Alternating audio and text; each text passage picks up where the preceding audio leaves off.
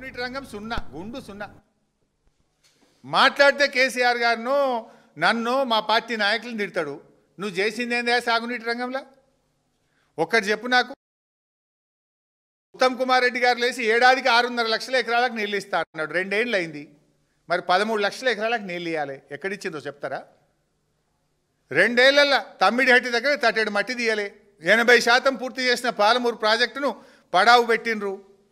అసలు ముఖ్యమంత్రి పరిస్థితి ఏంటంటే దేవాదులు ఏ బేసిన్లో ఉంటుంది, బేసిక్స్ తెలియదు నాకు. ఏ బేసిన్లు ఉంటుంది అని అడుగుతాడు ముఖ్యమంత్రి. అది ఇంకా లైవ్ టెలికాస్ట్ టీవీలలో. దానికి బంకచెర్లు ఏ బేసిన్లో కడుతుండ్రు అని అడుగుతాడు ఈయన. మాట్లాడితే నల్లమల్ల బిడ్డ అంటాడు. బంకచెర్ల ఏ బేసిన్లో ఉందో తెలియదు నాకు.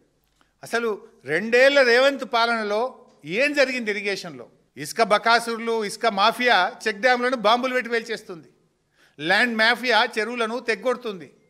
నీ అవినీతికి వట్టెం పంప్ హౌస్, నీ ఆగమాగం చర్యలకు, నీ అవినీతి పర్సంటేజ్ల కోసం ఎస్ఎల్బిసి టనల్ కుప్పగూలి 8 ప్రాణాలు బలిగొన్నావు నువ్వు.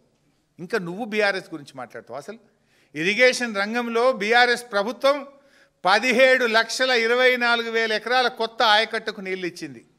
31 లక్షల ఎకరాల ఆయకట్టును స్థిరీకరించింది. మొత్తం బీఆర్ఎస్ 48 లక్షల ఎకరాలకు నీళ్ళు ఇచ్చినాం మేము. నువ్వు చెప్పాయా ఎక్కడైనా ఒక 4,000 ఎకరాలకు నీళ్ళు ఇచ్చినావేమో?